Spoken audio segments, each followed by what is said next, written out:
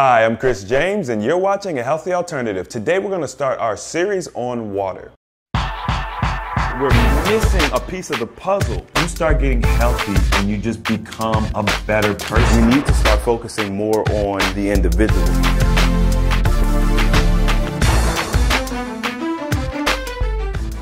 All right, guys, a couple quick announcements. Number one, the fasting journals have been officially released. They are available now for purchase.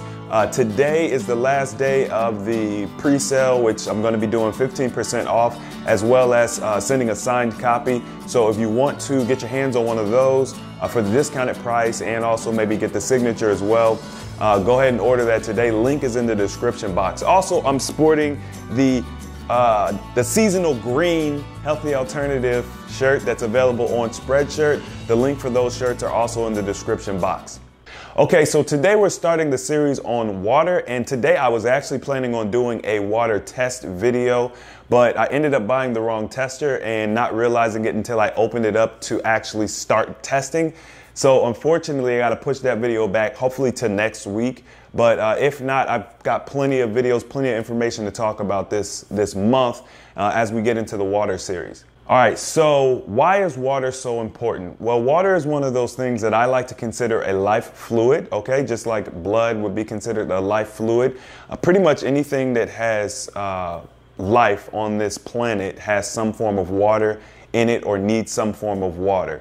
Now, as far as human beings go, we are something between 70 to 90% water, depending on who you talk to. Some doctors have referred to us as walking water bags, which means that water is essential to our survival more so than we have really paid attention to. This is important because we need to understand some of the fundamentals of water in order to understand some of the fundamentals of our physiology, since we're so much water. Now, one of the things you may not know is water is a crystal, okay? So one of the reasons why water has these amazing properties, obviously solid, liquid, and gas, but then also there is a fourth property where it's kind of like a molasses or honey form.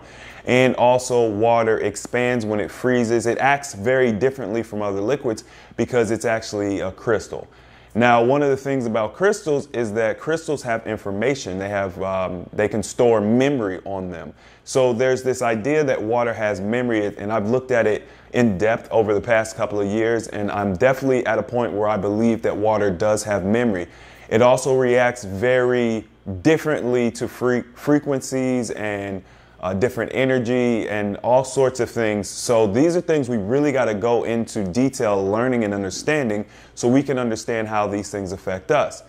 Now, on a previous video, I talked about how Dr. Emoto, which I believe he's a Japanese scientist, he took some really amazing photos of water after it was flash frozen. But before he flash froze the water, he played certain music to it, or he would say certain words to the water, and the water would react accordingly. So if he would say something negative to the water, or if he would play music that was in discord with the natural frequency, the natural resonance frequency of the earth, then the water would have a ugly, symmetrical, or unsymmetrical pattern or shape.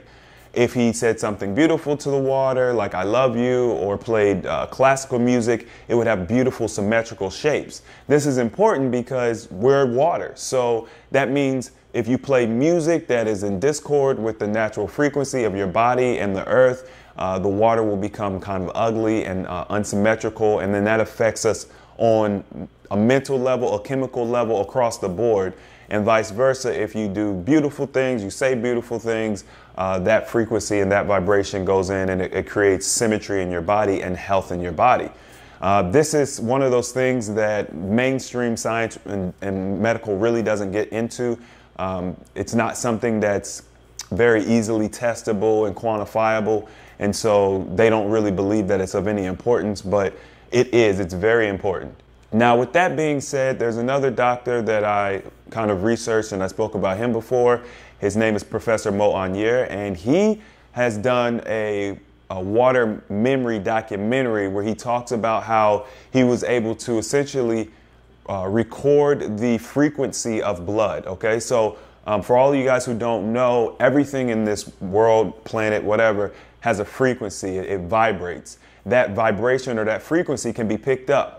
Okay, so very sensitive microphones can pick up these frequencies. And what he was able to do is record the frequency of one of his patients who was an HIV patient and send that sound frequency to a laboratory, I believe it was like 3,000 miles away, where they had a very, a distilled water that pretty much had nothing in it. It was pure water. It was structured water. And they were able to play that sound frequency to the water and spontaneously create this individual's DNA in the water. Okay, this is how the homeopathic solutions work, is essentially the water has the ability to mimic, retain, or memorize the molecular structure of things it's come in contact with, also the frequencies it's come in contact with. This is very, very important because the water that we're getting out of the tap every day is water that has been through some of the most disgusting things on this planet, okay? It's experienced everything from foul language, negative energy, to toxins and chemicals, to just anything that you can think of. Also, another major problem with our water that we get at the house is it runs in a very linear motion, okay? Straight up, down, left, right, angles. The problem with that is the natural movement of water is actually in a spiral, kind of like a tornado. You guys may have noticed that if you go out into a lake or a natural body of water that's not really moving, like it's kind of more still. It doesn't move like as rapidly as a river or something like that. You'll start to see these natural tornadoes or whatever you want to call them in the water where the water is spinning. Also, you may have noticed that streams and rivers and just bodies of water in general, they flow like this, kind of like a snake, right? You never see it going straight unless it's man-made, okay? This process of movement naturally aerates the water, naturally energizes the water, and naturally structures the water. Our water pipes are designed like this in straight lines. So what happens is the water becomes stagnant, it becomes toxic, it's a breeding ground for bacteria, disease, and all sorts of things. That's why our tap water is so filthy, okay? It's one of the major reasons. Now there was another guy, and I can't think of his full name, Viktor something. He's very easy to find, but he pretty much designed these water pipes that had spirals built into them to mimic the natural movement of water. And of course, the mainstream scientists and the governments rejected his research and everything like that because it was beneficial for us. Everything about his pipes was better. The pipes collected less mold, bacteria. It required less pressure, less energy to move the water. I mean, literally everything was better about these pipes, and it wouldn't change anything because they still came in these, kind of linear tubes, but inside they had the spiral, the natural spiral of water. So one of the products that I've been testing over the past summer has the ability to mimic this natural movement of water in nature, which is phenomenal. We'll be talking about that product in a later video this month, but it's definitely something you can look forward to because essentially what I'm trying to do is mimic what we should be getting naturally. Like if we were living in a natural environment, maybe getting water from a stream or a river or something like that, the energized water. Now, the other reason the energized structured water is important is because that is how we actually properly hydrate and cleanse. Now, the cells are made up of a lot of water as well, right? And the cells have to, they have, cell waste or whatever, toxins, whatever it is that you want to kind of call it, that have to be removed every so often, okay? They shed their skin or, whatever, however you might describe it. The water needs to be able to take that waste, move it through your system and flush it out properly. Now, I've spoke about this in other videos before, where if you're not drinking the proper type of water, this is the reason why I promote drinking pure water or distilled water, is because it's empty, there's nothing in it. Well, if you imagine water is a garbage truck, and every week the garbage truck comes around to pick up the trash, but the truck is full, right? So if you're drinking water that's full of minerals and electrolytes and all this other stuff, when it's time to come and pick up the trash from your body, the garbage truck is already full. So you got to be like, all right, well, maybe I'll see you next week. Hopefully, you go to the landfill, dump it off and come back and come get me. But The problem is that we're putting water in our body that's already full of stuff, so the water can't actually extract these toxins and things from our body like it's designed to do. And so, of course, that causes problems after, so much time. I mean, just imagine if you didn't put your trash out for a month, right? Eventually, it would start stinking and then things would start growing. It wouldn't be a pleasant situation. So what we want to do is we want to make sure we're drinking pure water so it has the ability to extract all of those things, the toxins and the things in your body that you don't want. Flush that out, keep everything healthy. Okay, so I know I'm giving you guys a lot of information today, and maybe you want to take some notes, maybe you want to go back, rewatch some things, but all of the topics that I'm talking about, definitely take the time to go and research and look more into it so that you have an understanding. And it's not just me talking. I mean, we really need to start understanding some of these things. I'm really here to just open up your mind to things that you might not be aware of. So today I'm going to be showing you guys my water setup, okay? Now, I've shown you in the past about the sun water and what I do to prepare that. So if you haven't seen that video, go check out my sun water video. But this is actually the bottle that I keep my water in.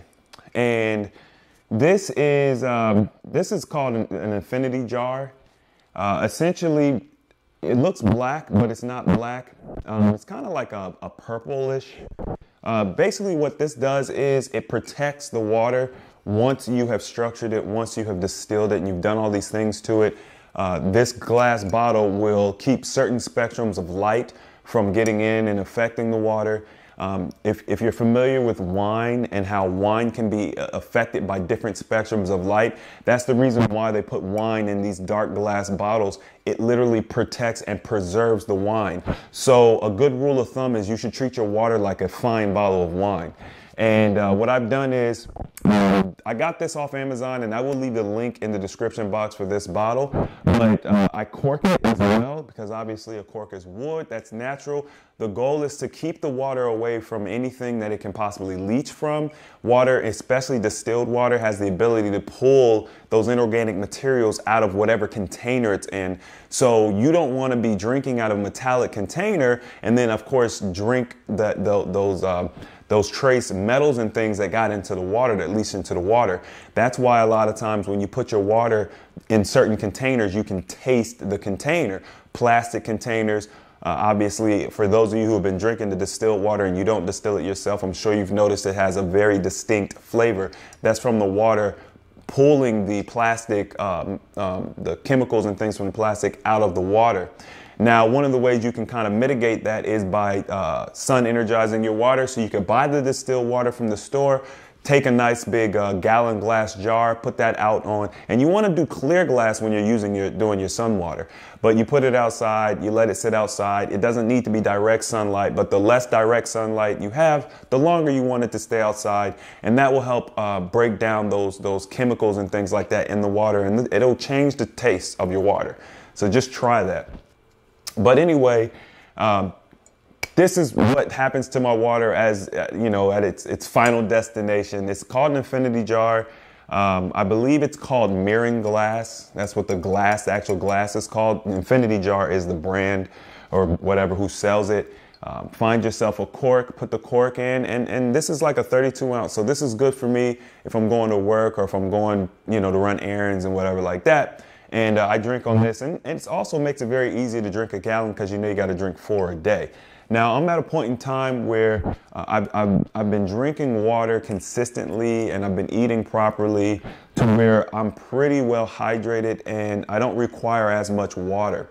One of the reasons why we require you or we suggest that you drink a gallon of water a day is because if we're not drinking the right type of water and if we're not eating our water, and we'll be talking about eating water later on this month, which is pretty much getting it from fruits and vegetables and stuff, but we're not getting properly hydrated, and of course then your body has to take the water whatever water you choose to use, it's got to then structure that water and prepare it so that it can be utilized by the body.